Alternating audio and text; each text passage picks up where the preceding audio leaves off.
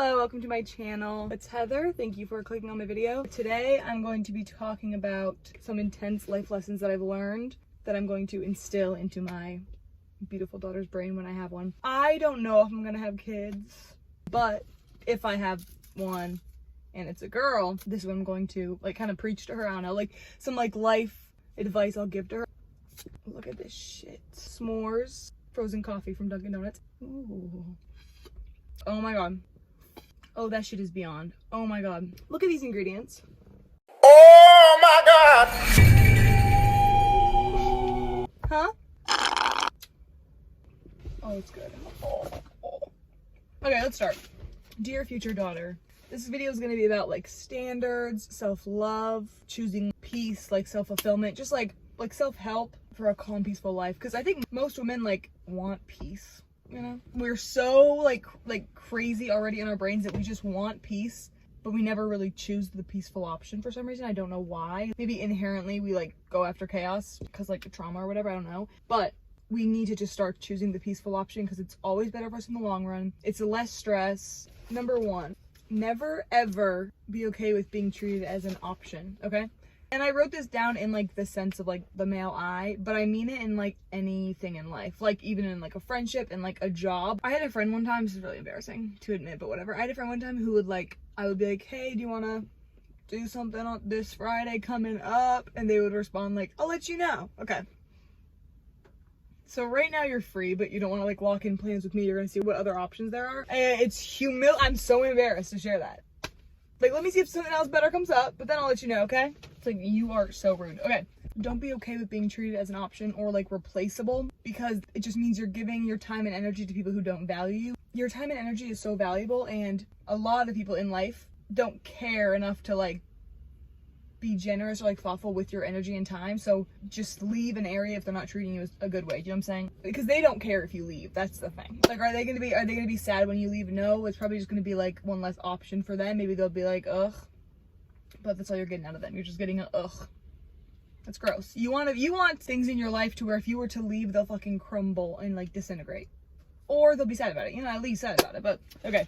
Never ever be okay with being treated as an option or replaceable or you're not important. When it comes to men, if he only texts you obviously at night, which is Taylor's all this time, but only at night or only on the weekends or just an option. If you're Snapchatting someone and it's not exclusive, whatever, they're Snapchatting other people and you're an option to them. It's so normalized to want someone who doesn't want you, right? That's just it's fucking normal, and especially this day and age we're in, whatever, it's so normal. It's so he doesn't want me, but I'm gonna make him fucking want me. Okay, so you're embarrassing. But also, I wish it was he doesn't want me, ew. I wish it was oh, he's cute, he treats you bad, and you're disgusted and you walk away. Obviously that's that'd be awesome, right? But I wish it's how it worked. We're so us a human species, whatever, are so for some reason intrigued when people don't like us. And I'm that way too with people. I'm because I just don't understand why you wouldn't. Why don't you like me? Especially if I've been nothing but nice, you know? But it's well, it's all on them. Ooh, yeah, if someone doesn't like you and you have not hurt them or done something to make them think of you negatively, their dislike for you is all on them. And they can handle that, you know? You do not have to worry about it. And you also don't want everyone to like you. People suck, bro. You don't want everyone to like you because then you just have no backbone, and that's pathetic. But yeah, if he only is texting you at night, he's only texting you during the weekends, he's only entertaining you when it's convenient to him.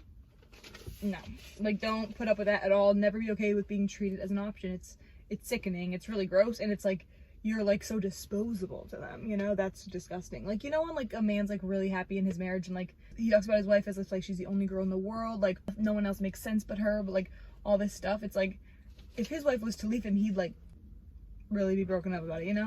This day and age, I hate being this generation is broken, but it's we really fucking are with relationships and stuff. It's so warm and gross and boring, and oh my god, I want to throw up. Yeah, if he doesn't like you, this is a big one. If he doesn't like you, just get turned off by it. You should be confused on why he doesn't like you. You can be confused, why would you not? And then you can move on physically. It might take a little bit longer to move on emotionally, but you can move on physically before moving on emotionally, you know? You don't need to continue ties with him just because your mind still, or your heart still feels like it, you know? Bitch, walk away. Use your 2 feet that you were blessed with to walk away stroll away if you're in a wheelchair, whatever, move away, and then mourn, you know? It's hard to mourn when you're in the situation, you know? Like, really exit from the situation, heal from it, and then, like, you know, move on. If he isn't fully about you, you just don't speak to him. You don't think of him as an option because he isn't. Because if he's not fully about you, you don't want someone like that, right? A relationship should only add value to your life. Like, I saw a girl talking about, like, I'm so over how everyone thinks you need to gain from people in your life. Can we just be in people's lives? I'm not saying, like, money. And I'm not saying, like, they need to give you things. I'm saying, like, if someone doesn't, like, make you want to be a better person and, like, bring you happiness, then why are they in your life? What's the point? Like, people need to be providing you of something to keep them in your life. Like, you can have, like, a friend that you, like, hang out with on Fridays, and, like, that's just your friend that you hang out with on Fridays. But, like, for you to, like, give your energy and, like, heart to, be picky about that, and don't put up with just, like, boring relationships. Because, like, I don't know, and then it's, like, then you're settling for a boring relationship, and then you're probably boring in return if you're settling for that, you know? You kind of are what you settle for, low-key. I don't know if that was mean, but, like, you know, like, damn, if you're settling for it, then bitch, you are that, sorry. Or, I mean, yeah, you think you deserve it. Let's get better. A relationship should add to your life, not consume your life, you know what I mean? I saw this quote one time, it was, like, a while ago, that was, like, I only want a boyfriend when I have, like, nothing going for me, or I'm bored, you know what I mean? I said, get a hobby. If you're, like, sad and your life sucks, get a hobby. Invest in yourself first. The first outlet you go to should not be another human being. Do you know what I mean? I'm really sad, let me go to this person. I'm really sad, let me start swiping on Tinder. Wait, stop. Come back to me first. Like, let's do a few more things. You need to, like, get a hobby, like a very small, like, I recently took up, like, pickleball and tennis. Obsessed.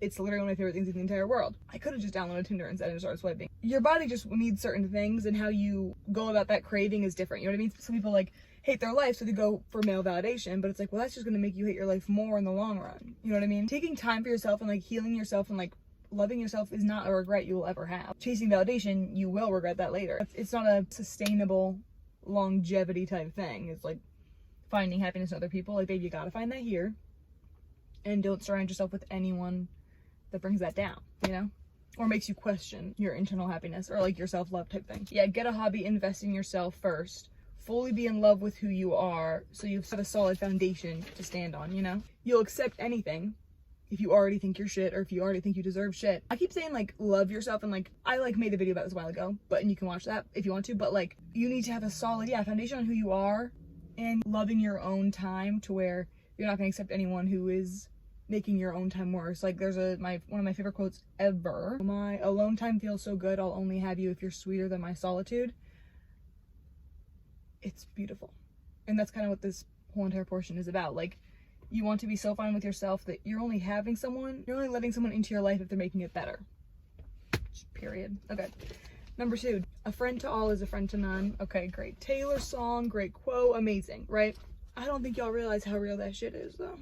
If someone is friendly to everyone, they are not capable of having, like, in-depth personal relationships. Because how can you want everyone to like you and be friendly with everyone if other people have hurt other people? So, like, if you're friends with someone and she, like, is friends with this girl who's, like, really rude to you, like, how can you consider that a close friend of yours if she's befriending someone who's mean to you? That's not how it works. Like, it literally doesn't make any sense in my brain. She is not your real friend, like, at all. A friend to all is a friend to none.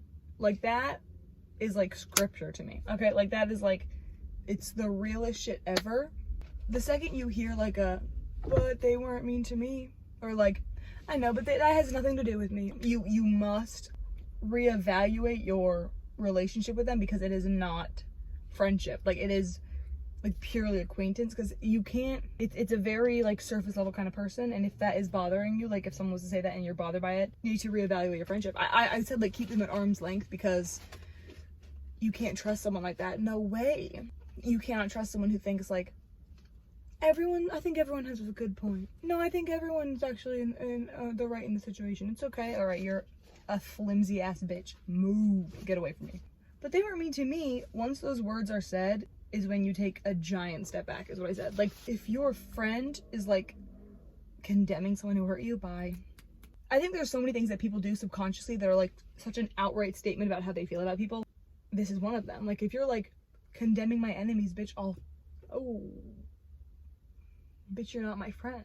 And you're actually now my enemy back away. Do you know what I'm saying? Like, move away. Okay, reevaluate your relationship with them if you're gonna continue being their friend. You know, like, if you have a best friend and she starts spewing shit like that, you gotta be like, whoa, I gotta reevaluate this. You're not who I thought you were. Keep them at arm's length, limit your trust. A person like that is an acquaintance, not a friend. I think a lot of y'all got multiple acquaintances. None of y'all got friends, bro. Let's be honest.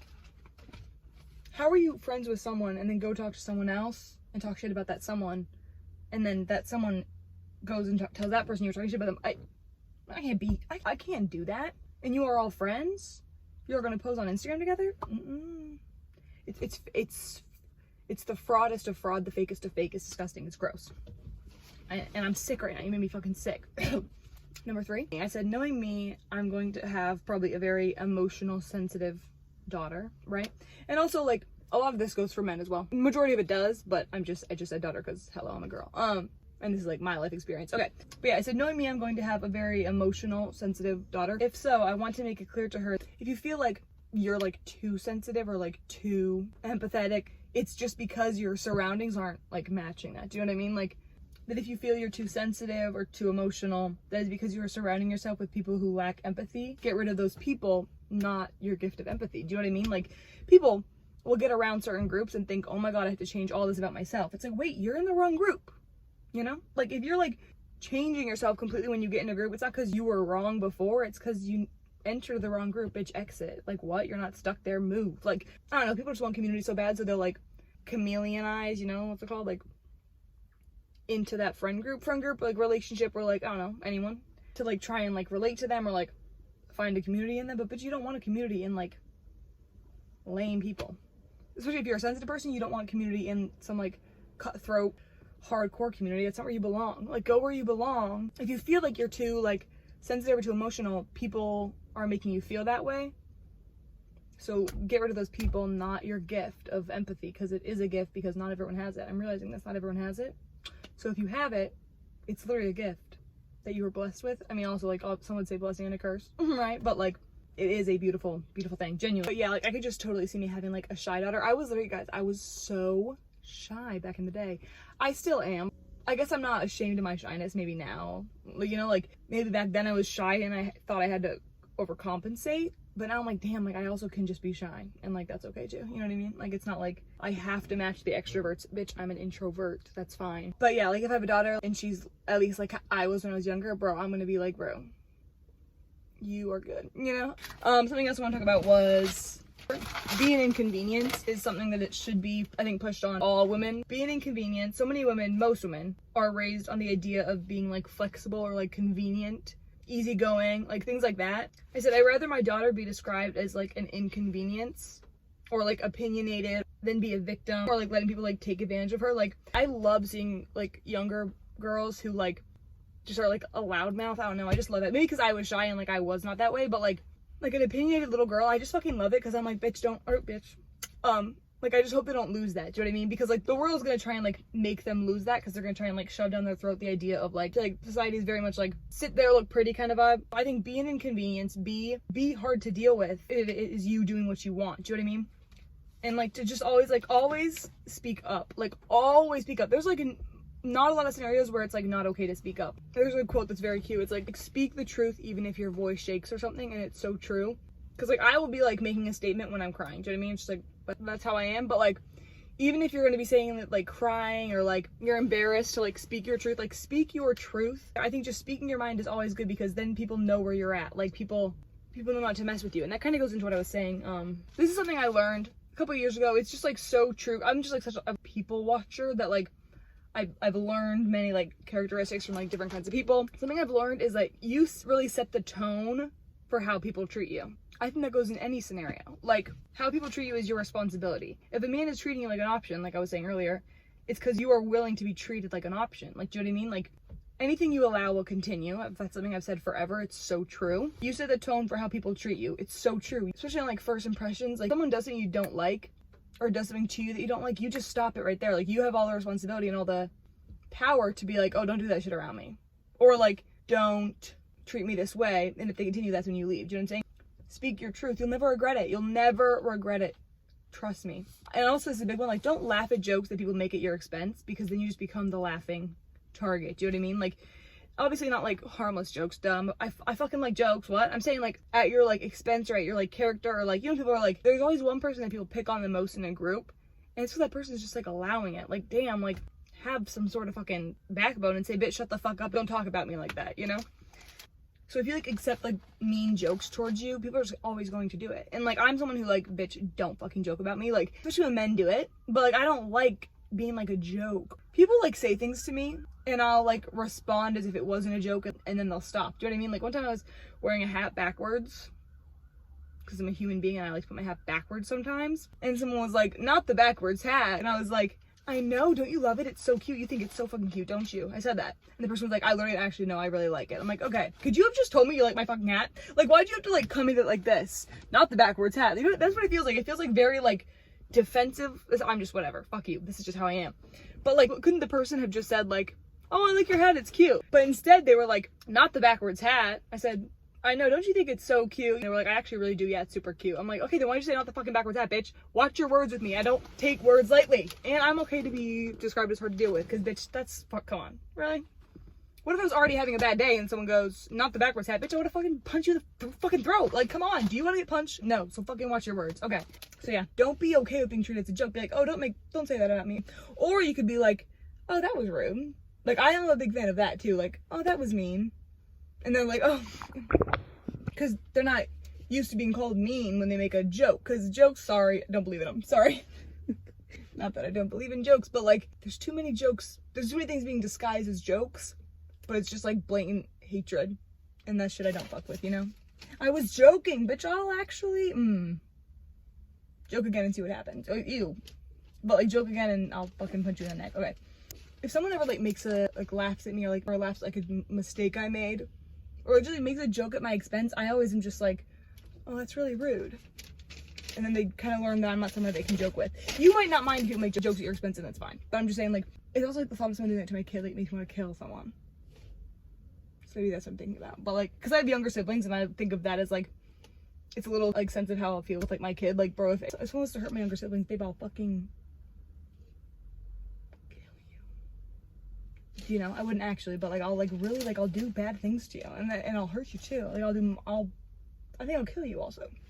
Okay. No, I'm just joking. For future, if anyone's watching, just joking. I do believe in jokes, see? Okay. Thank you for watching. Maybe I'll do like a part 2. Yeah, dear future daughter, I love you. And I got you, girl. I got you, bro. Trust me. Thank you guys for watching. I really appreciate it. Subscribe if you want. Like this video if you want. I love you so much. I hope you have a good week. Yeah. I love you. Bye.